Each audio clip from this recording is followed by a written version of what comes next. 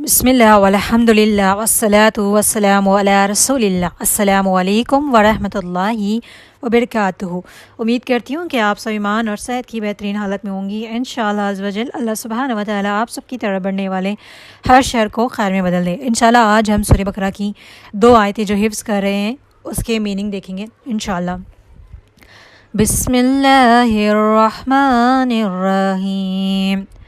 آمن الرسول بما انزل الیہ من ربہ والمؤمنون۔ اس آیت میں اللہ تعالیٰ بتا رہے ہیں کہ سب سے پہلے رسول صلی اللہ علیہ وسلم نے اللہ کی نازل کردہ وحی پر ایمان لایا۔ ٹھیک ہے، کس نے لایا؟ آپ صلی اللہ علیہ وسلم نے۔ بے شک کیونکہ وحی کس پہ نازل ہوئی؟ آپ صلی اللہ علیہ وسلم پر نازل ہوئی، تو آپ صلی اللہ علیہ وسلم نے اس پہ ایمان لایا، اور پھر سچے مومنوں نے بھی اس پر ایمان کو قبول کیا۔ اور ایمان کی پہچان یہی ہے کہ وہ اللہ کے ہر حکم کو دل سے ماننا۔ ٹھیک ہے، تو سچے مومنوں، جیسے کہ بہت سے لوگوں نے آپ صلی اللہ علیہ وسلم کی وحی کا جب ذکر کیا تو انکار کیا، لیکن جو بھی سچے مومن تھے ان سب نے بھی کیا اس کو دل سے مانا۔ نیکسٹ ہے کل آمن باللہ وملائکتہ وکتبہ ورسولہ۔ یہ ایمان کی بنیادی ارکان ہے، جیسے کہ ایک مسلمان اللہ، فرشتوں، آسمانی کتابوں اور تمام رسولوں پر ایمان رکھتا ہے۔ جیسے کہ ہم ایمان مجمل اور ایمان مفصل پڑھتے ہیں نا۔ ایمان صرف کچھ باتوں کو ماننے کا نام نہیں بلکہ پورے دین کو قبول کرنا ہے۔ ٹھیک ہے، اللہ کو ماننا، فرشتوں کو ماننا، آسمانی کتابوں کو ماننا، رسولوں کو ماننا، یہ پورا ایمان ہے۔ ایسا نہیں کہ ہم یہ بولے کہ ہم صرف اللہ کو مانتے ہیں، فرشتوں کو نہیں مانتے، تو آپ کا ایمان مکمل نہیں ہے۔ کچھ لوگ کتابوں کو بھی جھٹلاتے ہیں، جیسے کہ 4 مشہور کتابیں ہیں، تورات، زبور، انجیل، قرآن مجید۔ ٹھیک ہے، کیونکہ ایسے بہت سے لوگ گزرے ہیں پچھلے زمانے کے جو لوگ نہ صرف اللہ کو مانتے تھے تو کتابوں کو نہیں مانتے تھے، کتابوں کو مانتے تھے تو فرشتوں کو نہیں مانتے تھے، اگر رسولوں کو مانتے تھے تو کسی رسول کو مانتے تھے، کسی رسول کو نہیں مانتے تھے۔ لیکن ہم نے کیا کرنا ہے؟ تمام رسولوں کو ماننا ہے، جتنے بھی رسول آئے، جتنے بھی نبی آئے، فرشتے، اللہ کو، کتابوں کو، اللہ کی نازل کردہ سب پہ یقین رکھنا، سب پہ ہمارا ایمان ہے، اس لیے ہم پورے دین کو قبول کرنے والے ہیں۔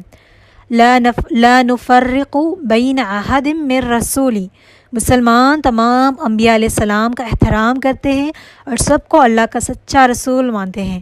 ہم کسی نبی کو مان کے دوسرے نبی کا انکار نہیں کرتے، بے شک کرتے ہیں کیا؟ ہم جتنے بھی نبی آئے، رسول آئے، ہم سب کا احترام کرتے ہیں، عزت کرتے ہیں، ٹھیک ہے، سب کو سچا رسول مانتے ہیں کیونکہ وہ اللہ کی طرف سے آئے۔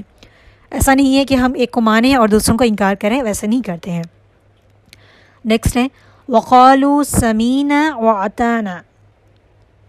یہ ایک مومن کا رویہ ہے کہ جب اللہ اور اس کے رسول کا حکم معلوم ہو جائے تو مومن یہ نہیں کہتا کہ میں سوچوں گا، بلکہ کہتا ہوں کہ ہم نے سنا اور ہم نے اطاعت کی، اور وہ کہے گا کہ ہم نے سنا، ہم نے اطاعت کی۔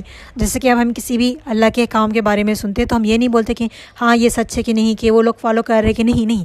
جو سچا مومن ہوتا ہے وہ کہتا ہے کہ ہم نے سنا اور ہم نے اطاعت کی۔ ایٹ لیسٹ اطاعت جیسے کہ ہمیں کچھ چیزوں کو فالو کرنے میں تھوڑا ٹائم لگ سکتا ہے، لیکن ہم اس کو قبول تو کریں گے کہ ہاں ہم نے سنا، یہ سچ ہے، ہم اس کو قبول کرتے ہیں، انشاءاللہ ہم اس پہ عمل کرنے کی بھی کوشش کریں گے۔ غفرانک ربنا والیک المصیر۔ مومن نیکیوں کے باوجود بھی اللہ سے مغفرت مانگتا رہتا ہے۔ ایسا نہیں کہ ہم 4 نیکیاں کر لیں، ٹھیک ہے، کوئی دینی کورس جوائن کر لیں، عالم بن جائے، حافظ بن جائے، کسی مدرسے میں جوائن ہو کر ہم یہ بولیں گے ہاں ہم سارے نیکیاں کرتے ہیں، اب ہم گناہ ہی نہیں ہوتے ہم سے، کیسے کیوں مغفرت مانگے؟ تو یہ سچے مومن کی نشانی نہیں ہے۔ آپ صلی اللہ علیہ وسلم دیکھیں جن سے کوئی گناہ نہیں ہوا، وہ اللہ سے زار و خطار توبہ استغفار کرتے تھے۔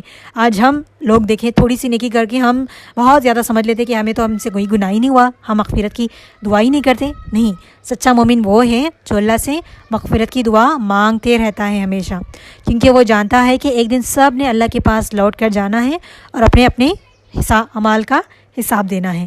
ٹھیک ہے، ہم یہ نہیں سمجھنا کہ ہم نیکیاں کر رہے تو ہم سے دیکھیں چھوٹی موٹی کوئی نہ کوئی غلطیاں خطائیں ہو جاتی ہیں، ہم انسان ہیں تو ہمیشہ استغفار کرنا چاہیے، کیونکہ بچپن سے لے کے آج تک ہم نے بہت سے خطائیں کی ہیں، تو ہمیشہ توبہ و استغفار کرنا چاہیے، کیونکہ توبہ و استغفار کرتے رہیں گے نا بہت سے گناہوں سے بچ جائیں گے، ہمارے گناہ معاف ہو جائیں گے اور ہمارے دل نرم ہو جائیں گے، ہمارے لیے آسانیاں ہو جائیں گی انشاءاللہ۔ ٹھیک ہے، جو آیت ہم نے ابھی تک کی ہے وہ ہے آیت نمبر 285 سورہ بقرہ کی۔ نیکسٹ ہے آیت نمبر 286 لا یکلف اللہ نفسا الا وسعها۔ اللہ تعالیٰ کسی انسان کو اس کی طاقت سے زیادہ ذمہ داری نہیں دیتا۔ یہ آیت اللہ کی رحمت اور آسانی کو بیان کرتی ہے۔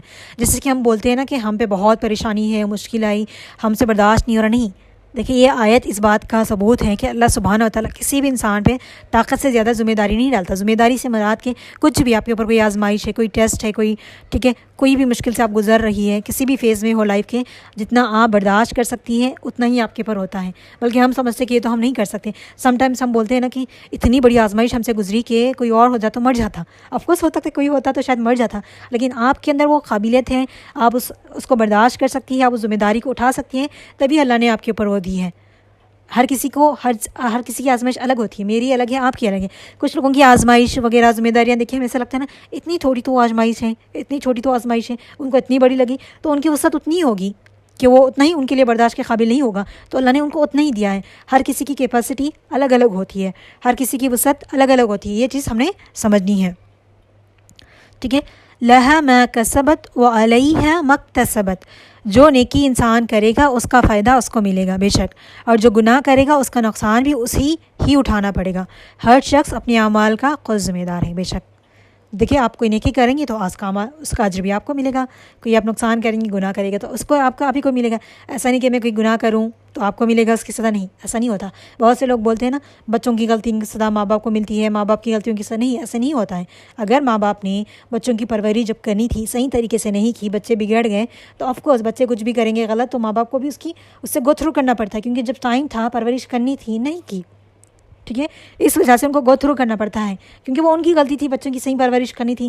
اب یہ نہیں بولنا کہ بہت سے لوگ تھے ہاں ہم نے پرورش, دیکھیں جب کوئی انسان اپنے بچوں کی صحیح پرورش کرتا ہے نا, بچے صحیح ٹریک پہ ہی رہتے ہیں.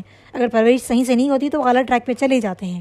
اگر بچے غلط آپ کی اچھی پرورش کرنے کے باوجود بھی غلط راہ پہ نکل گئے تو اس کے ذمہ دار وہ خود ہوں گے. لیکن جب بچوں کی پرورش کرنا تھی آپ نے صحیح سے نہیں کی تو یہ آپ کے اوپر بھی ہے, آپ سے بھی سوال ہوگا کہ بچوں کی پرورش کیوں صحیح نہیں کی ہے.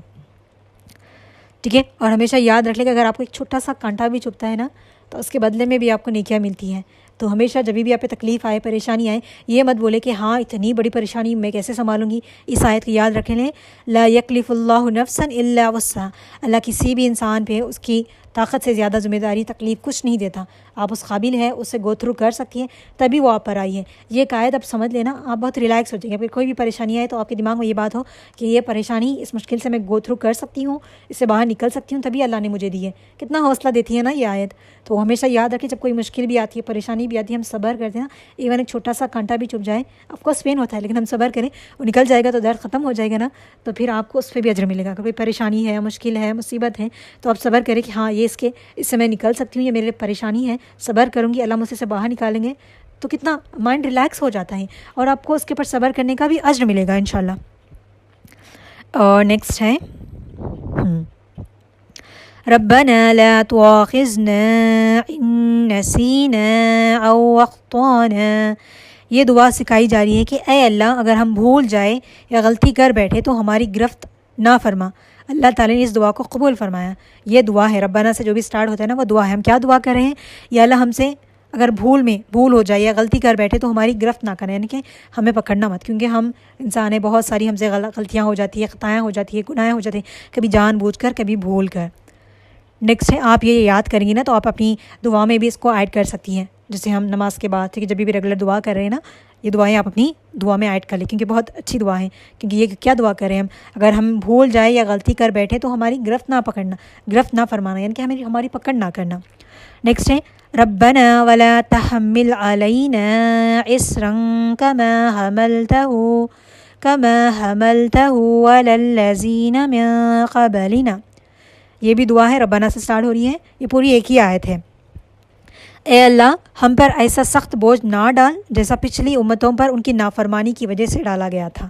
یہ امت اللہ کی آسان شریعت پر شکر ادا کرتی ہے, یعنی کہ پہلے کی قوموں پہ نا اگر وہ اللہ کا ناشکری کرتے, اللہ کی اطاعت نہیں کرتے نا, اللہ کی طرف سے نا ان کے اوپر, ٹھیک ہے, عذاب آتا تھا. لیکن آپ صلی اللہ علیہ وسلم کی امت پہ یہ نہیں ہے. اس پر ہم نے اللہ کا شکر ادا کرنا چاہیے. اگر ہر چیز پہ ہماری, ہر ناشکری پہ, اللہ کی ڈسرسپیکٹ پہ, ٹھیک ہے, ہم بہت سے لوگ کر دیتے ہیں, اس پہ اگر ہمارا ہر عذاب یہیں پر پکڑ لیا جائے تو کتنا مشکل ہوگا کہ نہیں ہوگا. اس لیے دعا کرنی چاہیے کہ جیسا پچھلی امتوں پر ان کی نافرمانیوں کی وجہ سے ان پہ عذاب ڈالا گیا, ہم پہ نہ ڈال, ٹھیک ہے. اس لیے ہمیشہ اللہ کا شکر ادا کرنا چاہیے. ربنا ولا تحملنا ما لا طاقة لنا به.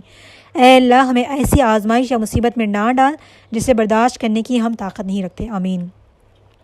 واعف عنا واغفر لنا ورحمنا، یہ تین عظیم دعا ہیں۔ واعف عنا یعنی ہماری کوتاہیوں سے درگزر کر، یعنی کہ ہماری خطاؤں سے، ہمارے گناہوں سے۔ واغفر لنا، ہمارے گناہ بخش دے۔ یہ دو لاسٹ جو آیت ہیں سورہ بقرہ کی، وہ پوری دعا ہی ہیں۔